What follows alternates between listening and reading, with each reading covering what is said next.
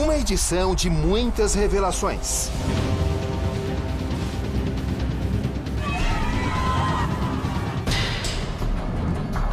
O que os protagonistas de um dos crimes mais chocantes desse século têm a dizer?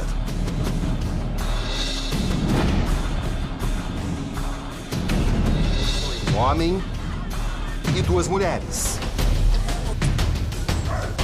Assassinatos brutais. Seguidos por atos de canibalismo. Eles matavam, esquarteavam e depois se alimentavam dos restos mortais de suas vítimas. Depois arrastou o corpo dela para esse banheiro aqui, né? Foi. E aqui ela fez parte já, aqui mesmo no banheiro. Há pouco mais de um ano, você disse para mim, aqui nessa mesma sala, que não se lembrava da maior parte dos fatos. Eu não me lembro. Atribuiu a culpa a Bruna. Você até pediu para que eu a procurasse. Eu a procurei. Quem se alimentou da carne pela primeira vez? Isabel, Jorge e eu. O que foi falado antes disso? Que tinha que matar, depois de matar tinha que comer, que estava escrito na Bíblia. Quem falou isso? Jorge. E tudo em nome de uma seita. Nome: O Cartel. Por mim, eu não faria nada disso, nunca mataria nenhuma barata. Imagine gente. Eu fiquei frente a frente com os personagens de uma crueldade sem precedentes. Agora, Eu tô falando a verdade.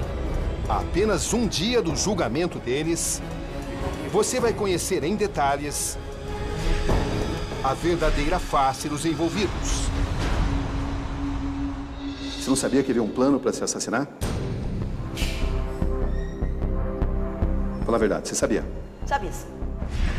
Seres humanos de poucas ou nenhuma emoção. Esta é também a jornada de um repórter em busca da verdade.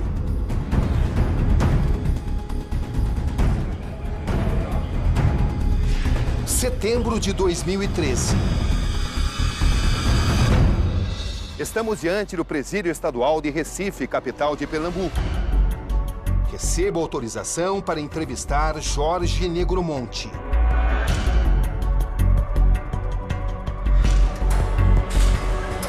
Nesta época, encontro um homem meticuloso, de olhar penetrante,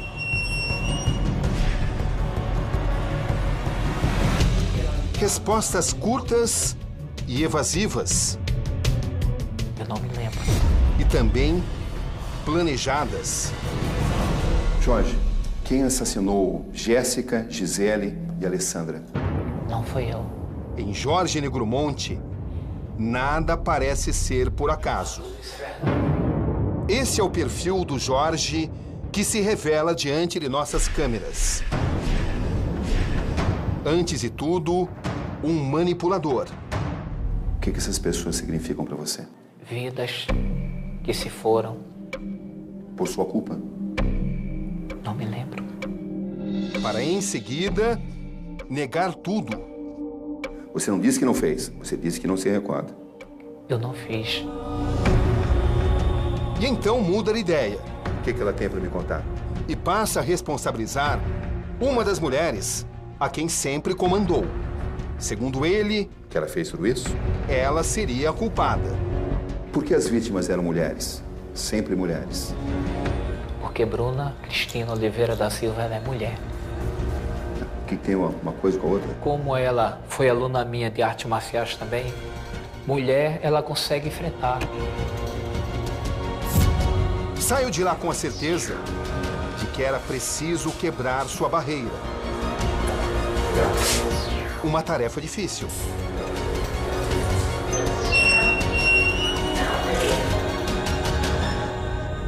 Últimos dias de outubro. Chega então o momento da mulher acusada dar a sua versão. Você assistiu a entrevista que eu fiz com ela? com Jorge na prisão? Assisti. Assisti ela 10 vezes. Inclusive, todas as perguntas que o senhor fez, a Jorge, eu anotei tudinho. O que te chamou mais atenção? Ele dizer que não lembra, não viu. Você acredita sabe. nisso, que ele não se lembre? E É uma tática dele, na sua opinião? acredito que sim. Uma estratégia? Em uma entrevista com mais de 4 horas de duração, Bruna faz importantes confissões. Tem certeza? Eu acredito que ele queira jogar a autoria dos delitos em cima de mim. Trata-se de uma jovem bem articulada. Você sentia prazer vendo aquele sofrimento todo? Não. Ficava apavorada. Joyce sentia prazer? Pra ele era uma coisa normal. Pra ele, Isabel. O tempo na cadeia a fez amadurecer, repensar sua própria existência e, acima de tudo, confessar a própria crueldade. Você é uma pessoa má? Não. Você é uma pessoa confiável? Só sim, claro. E quem não é má e quem é confiável faz tudo que você fez? Eu não fiz, eu participei. Se eu tivesse só, eu não faria. Mas você assume a sua culpa nisso. Assumo a minha culpa de participação. Em uma conversa franca, ela não poupa detalhes. Qual é a pessoa no mundo que mais você ama? Deus. Fora Deus. Minha mãe, que é a minha guerreira. A sua mãe, tá. Se alguém assassinasse a sua mãe e se alimentasse da carne dela, como é que você classificaria essas pessoas? Eu Seriam monstros? seria, com certeza. É o que você fez, Bruna. Eu sei. E faz revelações. Quem é Jorge Negromonte? Você lembra da primeira vez que você ouviu? Lembro perfeitamente. Causou impacto em você? Causou, sim. Ela expõe a relação que existiu entre eles. Quando você sentiu que tinha entregue a sua vida a Jorge Negromonte? O senhor Roberto foi amor à primeira vista. Amor à primeira vista. Foi uma entrega total. Até porque ele foi o primeiro namorado, primeiro homem, primeiro tudo na minha vida. Isabel. Estou diante de uma mulher que parece convicta do que diz. Você disse que sente, mas em nenhum momento eu te vi se emocionando nessa entrevista. Porque eu não sou uma pessoa assim de demonstrar com lágrimas. Eu sou uma pessoa que eu demoro muito para chorar. Na prisão, em um outro dia, temos acesso ainda a Isabel, ex-mulher de Jorge, a última ponta desse triângulo amoroso. Eu não tinha coragem de denunciar ele. Não tinha coragem de denunciar. Jorge, Isabel, Bruna, como é que funcionava esse triângulo amoroso? Uma loucura. Creche. Suas respostas trazem novos caminhos. As perguntas levantadas em minha primeira entrevista com Jorge Negromonte. Olha no meu olho, Jorge. Sim. Você é um canibal? Você tem atração por se alimentar de carne humana? Você sente prazer no sofrimento humano? Ele falava que se eu falasse pra alguém que ele estava fazendo aquilo comigo, ele ia me deixar. E eu, com medo dele não me deixar, eu optava. Ficava calada. Sofria em silêncio. Ele sabia que eu amava muito ele.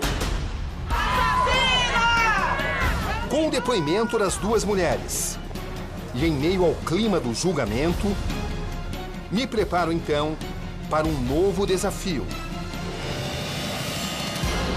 1 ano e 1 mês depois da primeira entrevista, estou de volta ao mesmo presídio de Recife para um segundo encontro com Jorge Negromonte.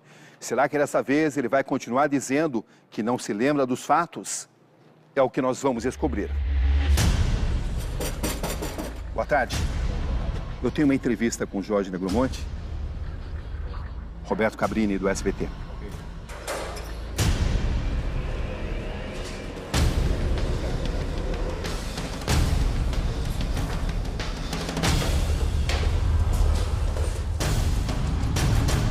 A noite cai.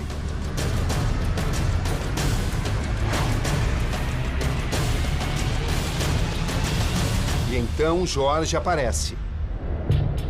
Lá está ele, ao fundo, algemado.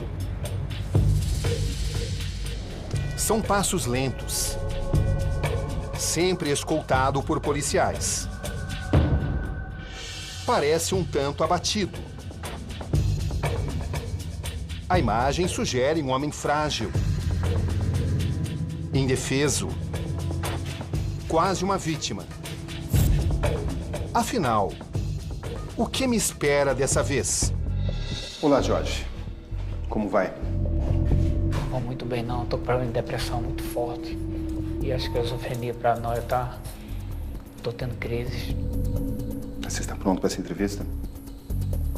Pode ser. Vai ser diferente dessa vez?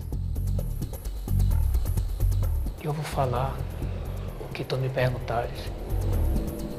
Você não vai dizer novamente que não se lembra? Sobre o não lembrar, eu sei que a mídia quer a minha cabeça, eu sei disso. Ninguém quer a sua cabeça, a gente quer a verdade. E eu não tô... O que nós queremos é a verdade. E eu tô falando a verdade. Logo descubro que, à primeira vista, seus planos não tinham mudado. Podemos começar, Jorge? Podemos. É um laudo da justiça que aponta para a sua sanidade mental. Ou seja, que você é responsável pelos seus atos. Esses psiquiatras sequer me ouviram. Eles não me ouviram. Olharam para mim e disseram: é esse que é o Jorge Beltrão, e assinaram, tanto um como o outro. Ele iria continuar com o mesmo roteiro. Não se lembra de nada. Não são flash. Os detalhes dessa trama. Você é uma pessoa que manda as outras mentirem para tirar a sua culpa, a sua responsabilidade. Você está querendo convencer o público que o responsável por esses assassinatos são as vozes, que não é você. Eu estou apenas falando a verdade, a minha verdade. Eu não sou nenhum covarde. Nunca fui covarde na minha vida. E não é agora que eu estou sendo covarde, não. Mas ele não contava que eu apareceria com provas. Jorge, nós tivemos acesso a essa carta. Você reconhece essa letra? E então, a barreira que ele montou... Nessa carta que você tentou enviar a Bruna, você pede que ela assuma toda a responsabilidade. Cede. Sinto muito, mas eu tive que falar a verdade. Bruna, você ainda ama o Jorge Negromonte? Você espera reencontrar o Jorge? E viver uma vida com ele? É o que passamos a contar a partir de agora. Essa foi a primeira vez que você revelou toda a verdade. O que isso significou para você? Alívio. Você estava fazendo um teatro. Boa noite. No Conexão Repórter de hoje, o julgamento de um dos casos mais polêmicos do Brasil. Um homem e duas mulheres. Acusação, tortura, assassinatos brutais e canibalismo. Tudo em meio a estranhos rituais satânicos. Agora, chegou o momento de acertar as contas com a justiça. Aqui, Roberto Cabrini. E esse é o Conexão Repórter de hoje.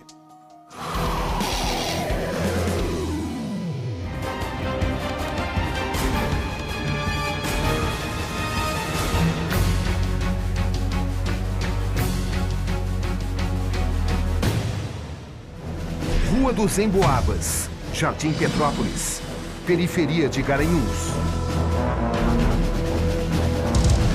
Uma casa discreta.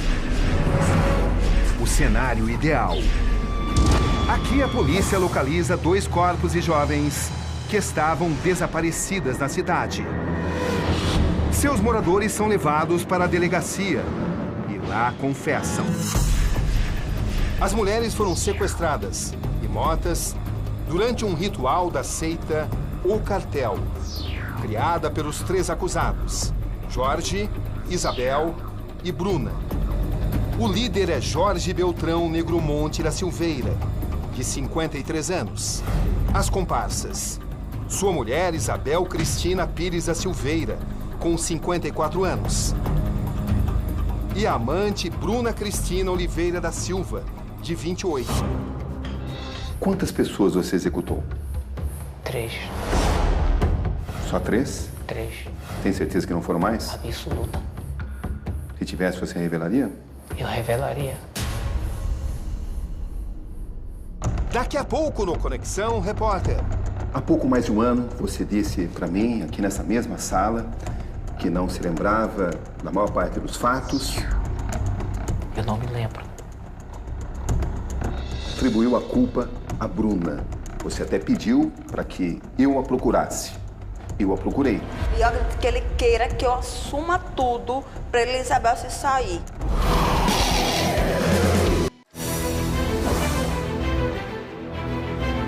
Região metropolitana de Recife. Últimos dias de outubro. Esta é a colônia penal onde Bruna Cristina Oliveira da Silva está presa. Ela aceitou me dar entrevista. Dentro de instantes, vou me encontrar com ela. Pela primeira vez, vai falar sobre os assassinatos, sobre os rituais de satanismo e canibalismo e da influência de Jorge Negromonte sobre ela. Um depoimento importante. Pela primeira vez, a história dos canibais ganha nova voz. O caso é descoberto em 11 de abril de 2012. Desde então, apenas Jorge Beltrão Negromonte falou. Ou melhor, É a primeira vez que eu falo a verdade. tentou desconversar, O Senhor permitiu eu despistar. me livrar de tudo, eu jogar toda a verdade.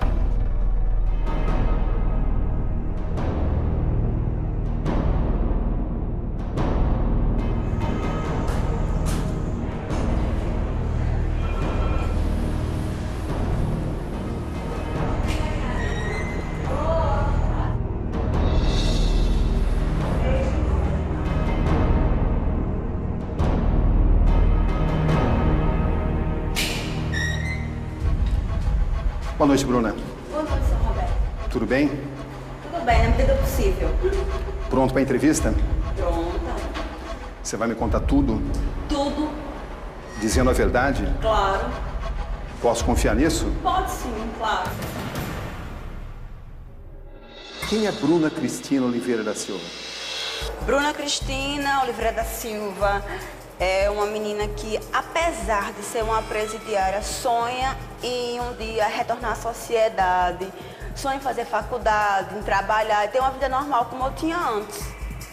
Como você conheceu Jorge Negromonte? Jorge Beltrão Negromonte da Silveira era um dos professores de karatê lá do Clube Atlântico, local que eu treinava karatê.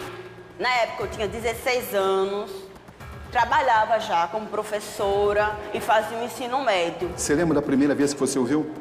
Lembro perfeitamente. Causou impacto em você? Causou sim. Por quê? Porque ele, na época, hoje ele está um pouco debilitado, porque ele está preso e tal, mas antigamente ele era forte, com aquela faixa preta, aquela força, chamava atenção, não só minha, mas de outras meninas que também treinavam karatê. Você se sentiu atraída por ele? Senti. A iniciativa foi sua? Foi.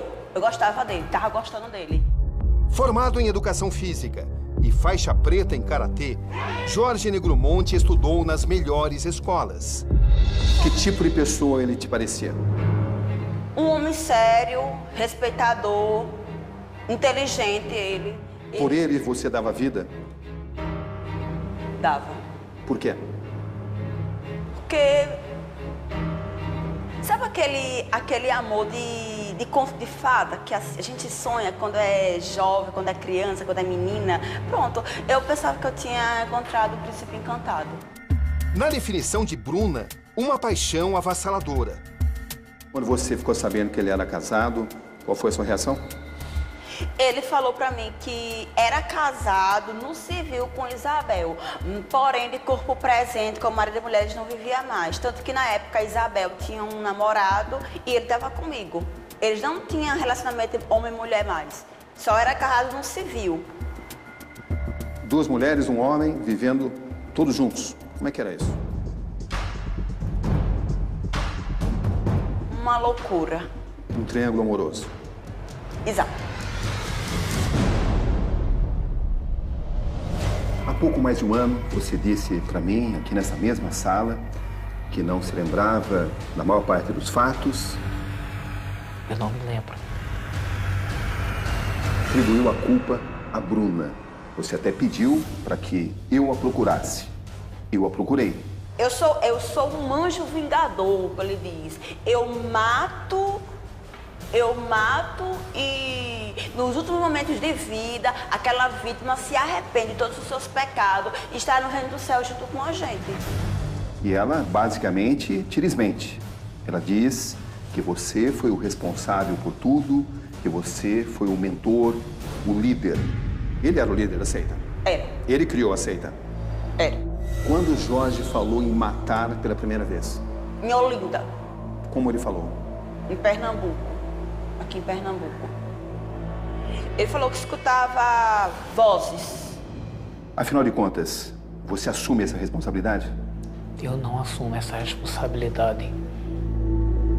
A verdade é essa. Eu sou inocente. Não sei. Porque ele alega isso. Lembra de novo as palavras exatas que ele usou para justificar os atos de matar?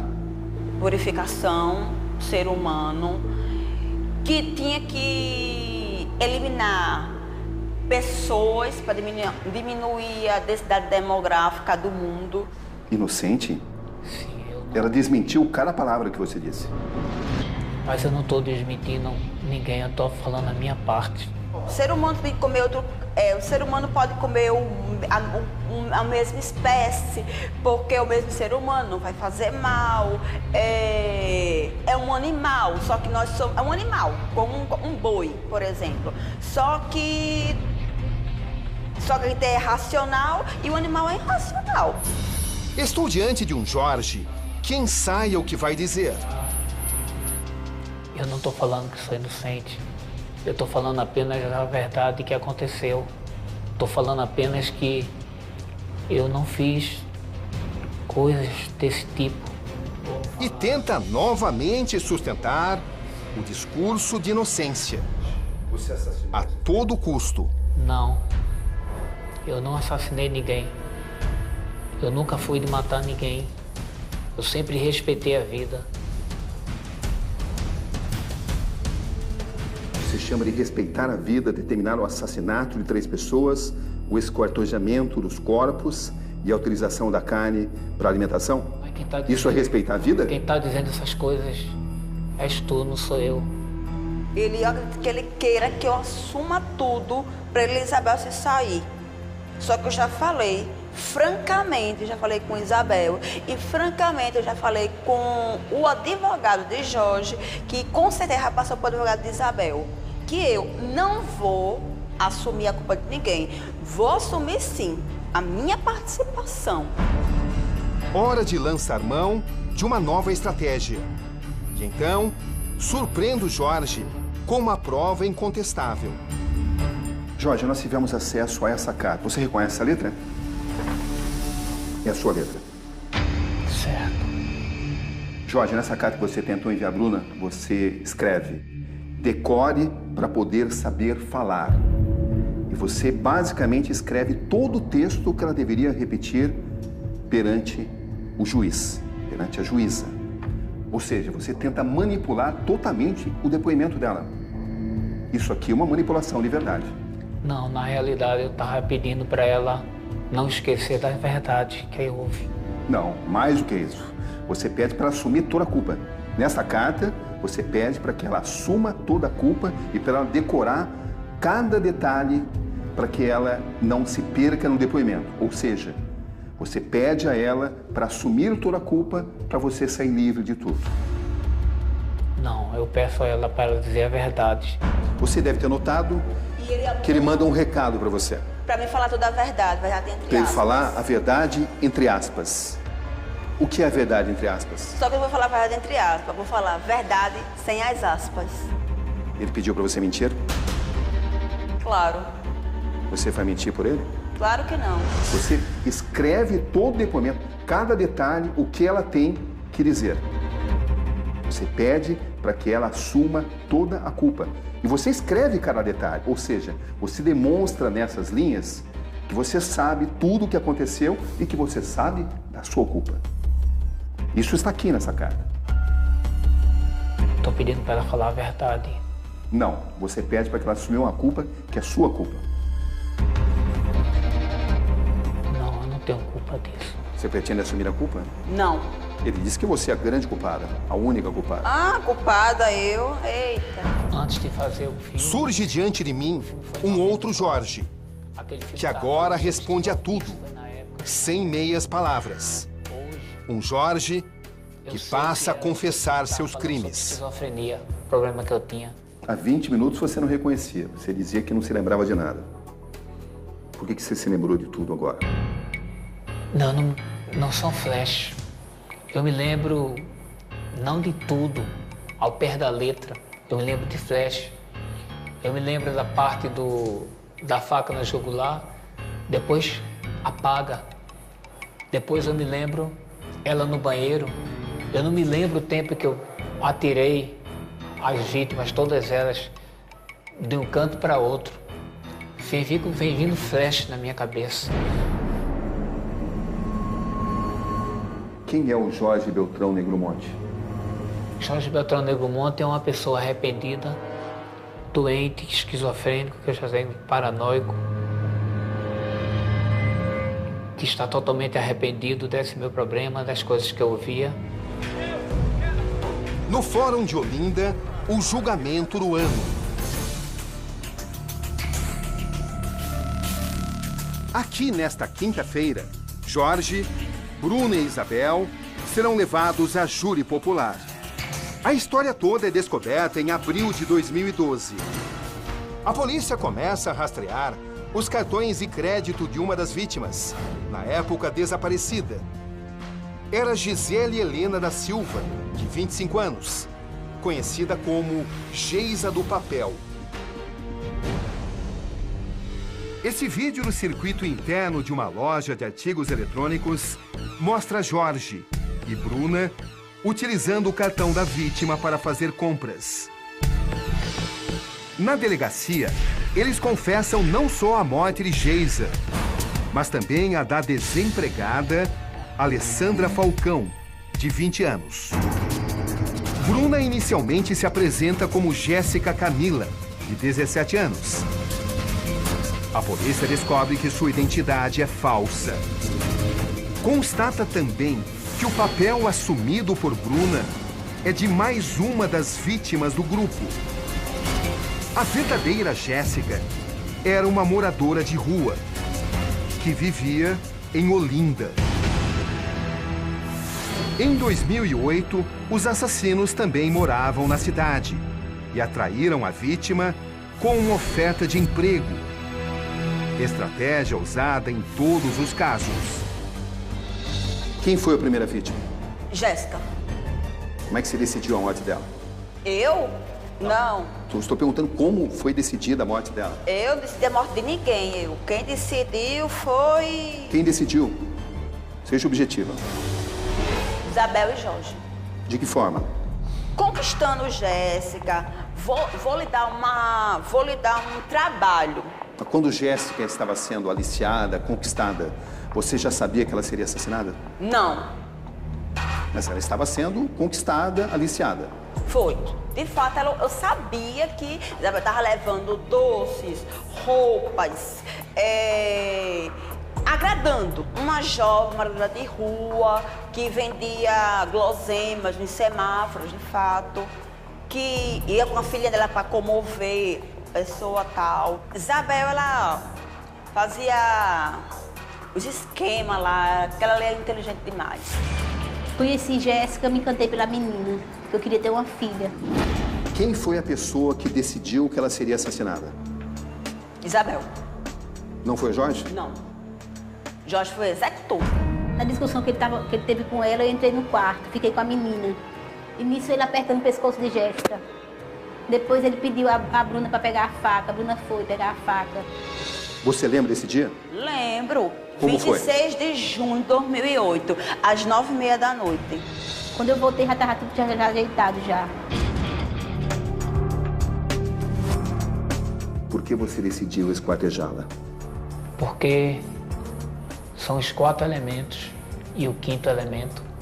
O 4º elemento, água e terra, que são as pernas. Ar e fogo, que são os braços. E o 5º elemento é a cabeça, que é Deus. É um sistema de purificação que as vozes falam para mim.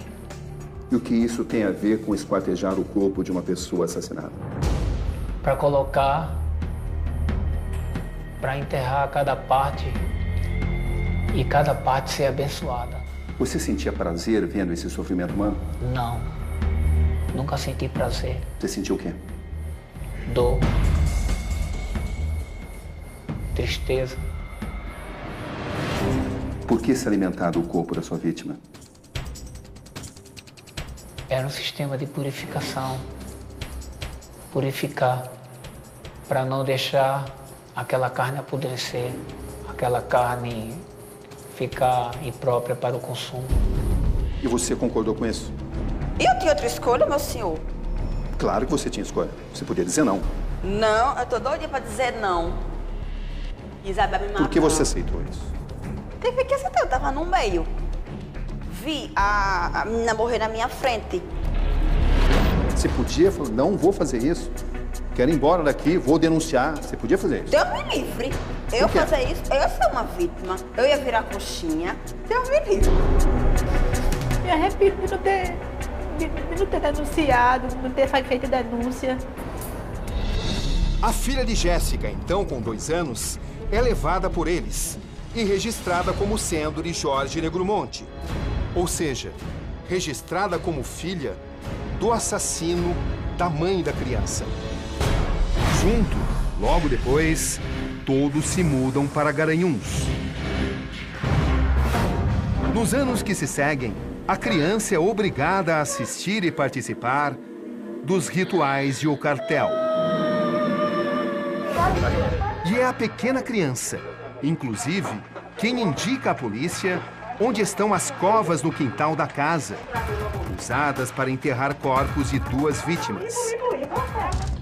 Quem é que te ensinou a esquartejar corpos, a retirar o sangue? O cartel De que forma?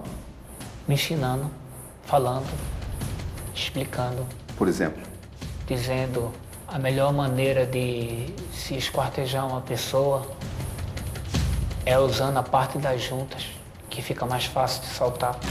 o que mais o cartel te ensinou? Me ensinou que a melhor maneira de purificar a pessoa é quando a pessoa está como Dimas, prestes a morrer. Ela realmente se arrepende antes de morrer.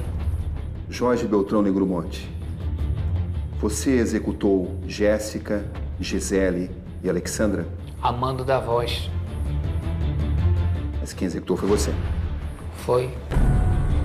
Por que agora você decidiu admitir e antes não? Eu estava arrependido de tal forma que eu não queria ser aquele Jorge que eu fui antes. Você queria ludibriar a justiça?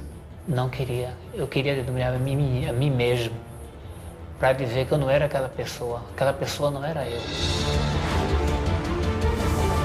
Esta é a casa de Jorge Negromonte, aqui em Garanhuns, transformada em Teatro dos Horrores. Na frente a inscrição: os canibais já estão no inferno. Aqui ficava o banheiro. E nesse ralo, segundo as investigações, escorria o sangue das vítimas. E aqui nessas 2 covas foram encontrados 2 corpos das vítimas de Jorge Negromonte, Isabel e Bruna. São histórias de um pesadelo cujas feridas não cicatrizam.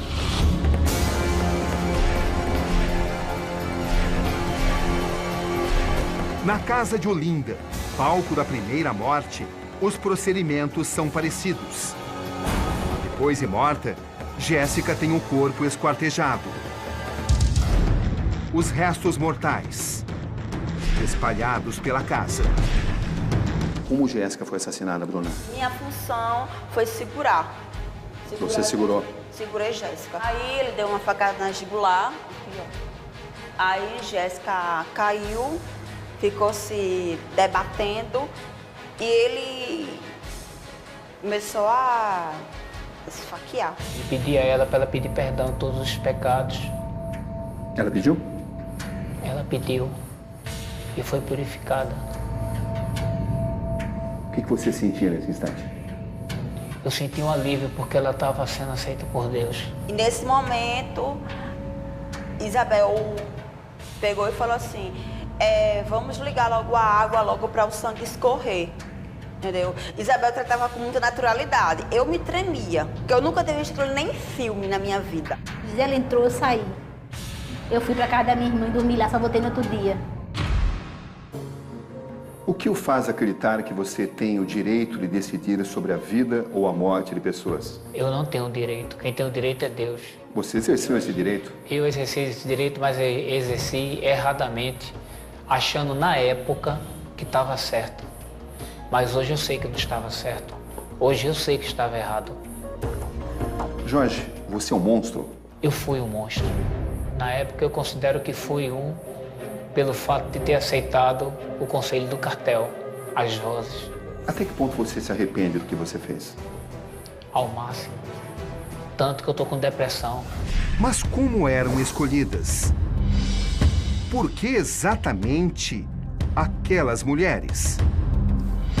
A explicação vem do líder da seita. Uma combinação numérica. Elas tinham o número do mal.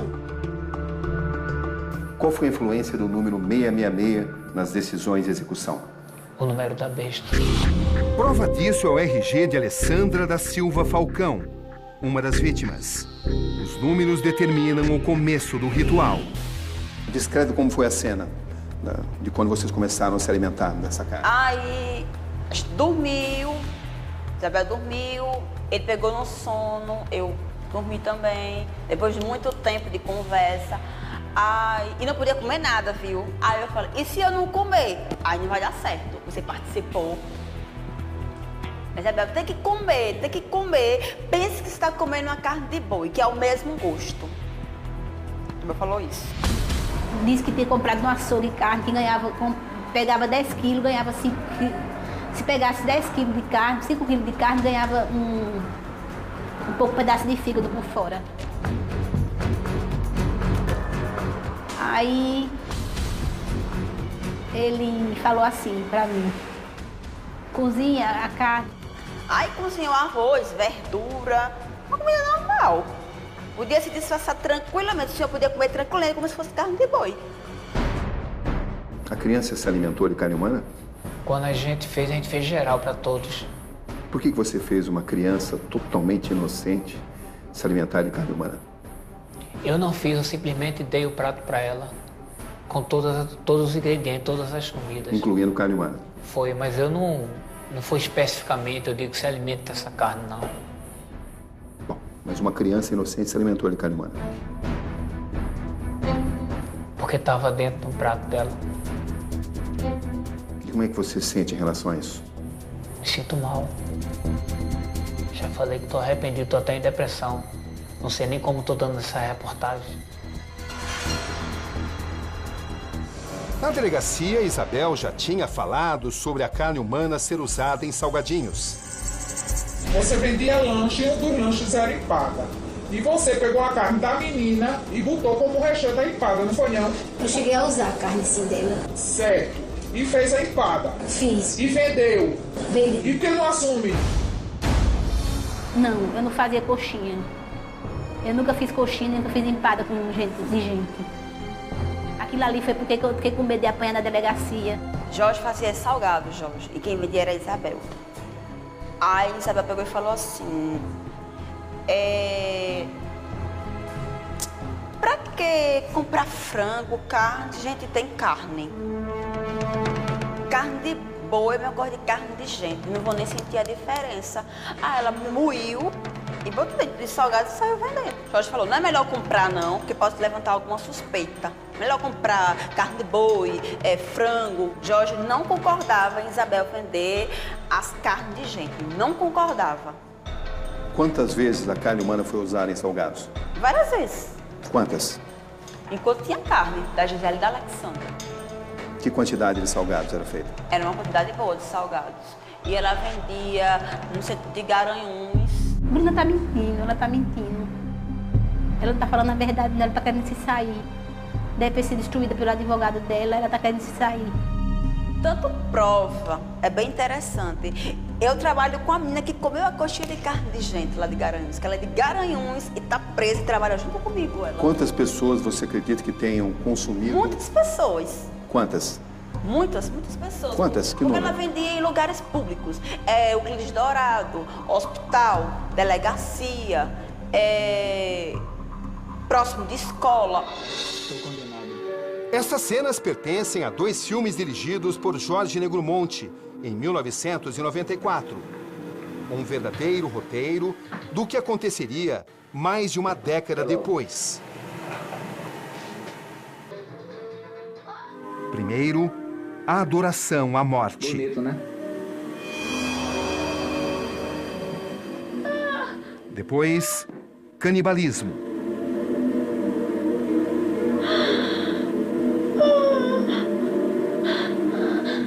E ainda, ocultação de cadáver. Jorge chama sua paixão de arte. Uma arte, entre aspas, que também passa pelos livros. Como autor, Jorge escreveu As Revelações de um Esquizofrênico. O que significa para você ser conhecido hoje como Jorge Beltrão Negromonte, o canibal? Para mim significa algo terrível, E verdadeiro. infelizmente. Temos acesso a esse caderno. Um arquivo do dia a dia de Jorge e Bruna. Esse é o documento. Um caderno escrito com letras pequenas, repleto de observações adicionais. Tivemos acesso ao diário escrito por Bruna durante 4 meses, de 1º de março a 7 de julho de 2007. São quase 100 páginas onde ela descreve sua intimidade com Jorge Negromonte. No diário, ela dá pistas importantes do caráter manipulador do criador da seita, o cartel. Bruna, eu notei aqui uma parte do seu diário. Você pode até completar as frases se você lembrar delas. Certo. Monte me aconselha. Seus ensinamentos são muito pesados, mas servem como aprendizagem. Para ser a É mulher, que eu sou hoje. precisei Desses ensinamentos pesados. da experiência. Do meu homem monte. É exatamente Tá isso. vendo? Eu agradeço meu mestre, Meu mestre de vida, de ensinamento. que me ensina toda hora A todo instante. ser A mulher que eu sou hoje. uma eterna. Aprendiz. Ele era tudo para você. Quem você ama? A Bruna ou a Isabel? Bel e Bruna, eu tenho amor pelas duas. Você espera ficar com elas? Com a Bruna, Bel é um amor passional. É como se fosse uma mãe para mim. Por que você pediu para a Bruna se sacrificar por você? Bruna se sacrificar por mim. Sim, assumir uma culpa, como se só ela fosse a culpada. Eu pedi porque eu queria preparar o futuro dela lá fora. Na prisão. Uma pena ainda maior. Mas eu pensei nisso, em cuidar do futuro dela. Eu pensei em me casar com ela para diminuir a pena dela. Pensei que eu resolveria, porque ela não consegue resolver as coisas como eu consigo resolver. Então lá fora eu ia cuidar dela, ia visitar ela toda semana, ia levar as coisas que ela estava precisando, que ela precisasse. Era esse pensamento. E você imaginou uma situação onde você ganharia liberdade antes do que ela e aí você ajudaria? Ajudando ela, para ajudar ela, só para ajudar ela. Foi Mas só. você ganharia liberdade antes, Mas essa liberdade seria uma liberdade, em troca do sacrifício dela. não seria em troca do sacrifício dela. É justo fazer isso? Seria, não. Por uma Seria- pessoa que você diz amar? Eu amo ela. Eu a amo. É uma forma diferente de amor, não é? Não. Eu pensei nisso, em ajudá-la. Foi nisso que eu pensei. Jorge Negromonte te pedir em casamento nesse momento, você casa com ele? Amo muito ele, mas eu temo. Eu amo muito ele, mas eu temo me unir de novo com ele e ele quer fazer alguma besteira. Ele teria que mudar, teria que ser outra pessoa. A seguir,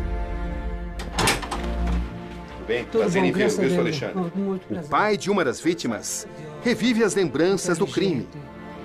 Sempre fico lembrando da hora que ela saiu de casa.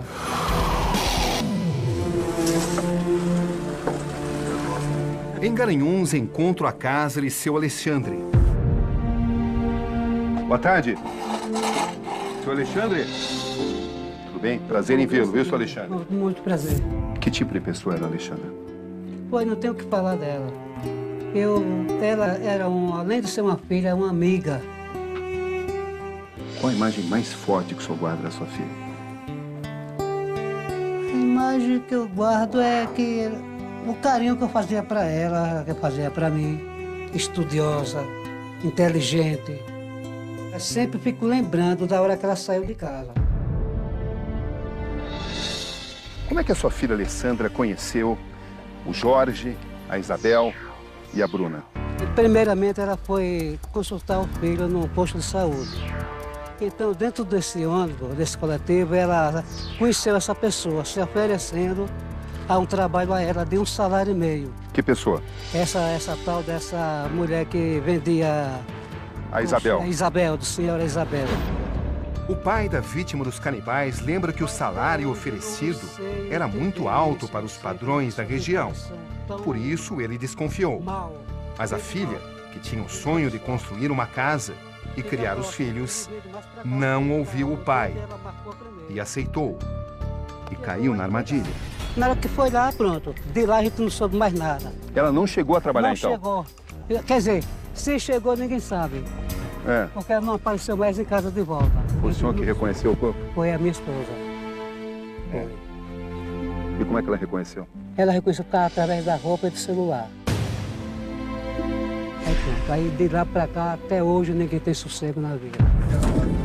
Agora, uma família incompleta. Uma dor que não se cura. Uma revolta que não passa. Nos seus pesadelos, você enxerga o rosto das suas vítimas? Eu não tenho pesadelo, só tenho sonhos com a liberdade. Você consegue lembrar da face da Jéssica, da Gisele e da Alexandra? Nitidamente, não. O que você diria nesse instante para as famílias dessas pessoas? Que me perdoe. Você acha que merece ser perdoado? Deus perdoa. O que você faria com uma pessoa Eu acho que que uma fizesse o pessoa- que você fez com essas vítimas para os seus filhos, para suas filhas? Eu teria raiva, mas se ele se arrependesse de verdade mesmo, eu perdoaria. Nesse momento, por exemplo, aqui está chovendo. Você está ouvindo a chuva? Você tem o privilégio de ouvir a chuva. Graças a Deus. Enquanto elas não têm esse privilégio, elas estão mortas. O que você acha disso? Eu acho que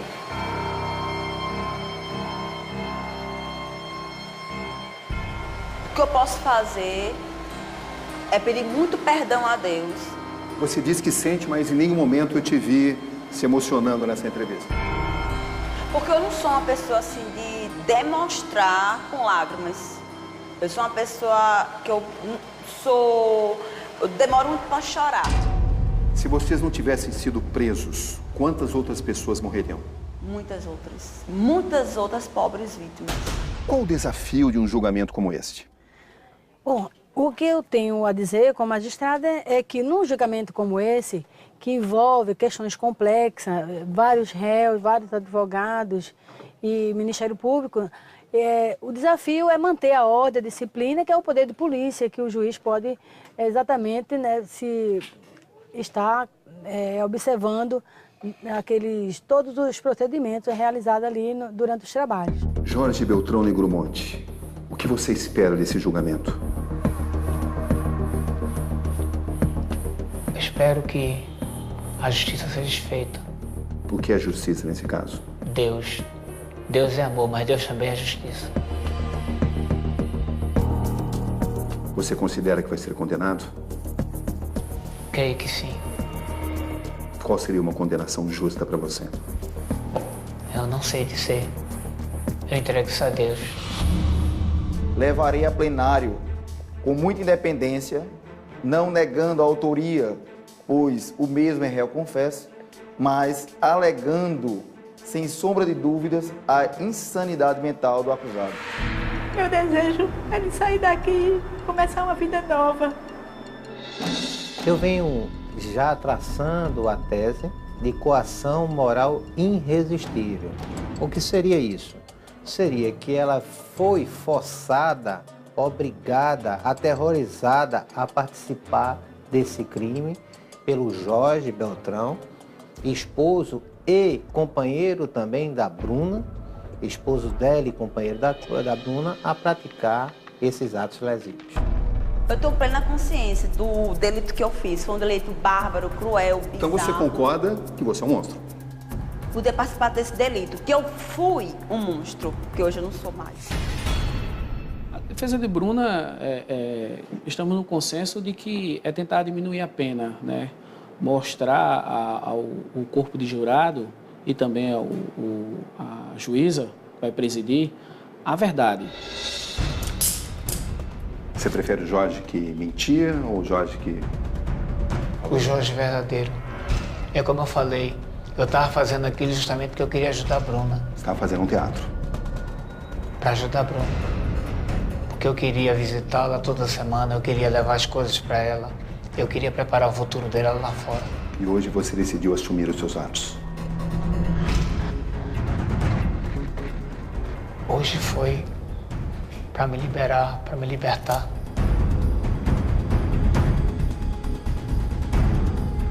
Boa noite, Jorge. Boa noite.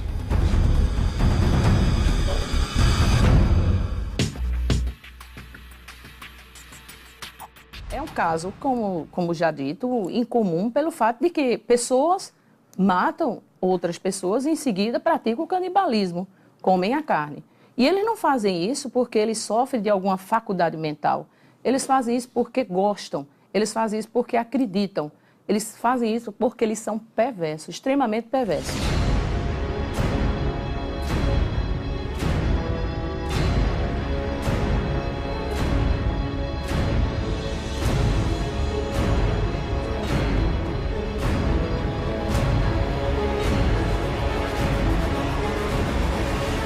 Esta, portanto, a cobertura da justiça dos homens. Mas qual seria a justiça de Deus num caso como esse? Aqui, Roberto Cabrini. E este foi o Conexão Repórter de hoje. Boa noite.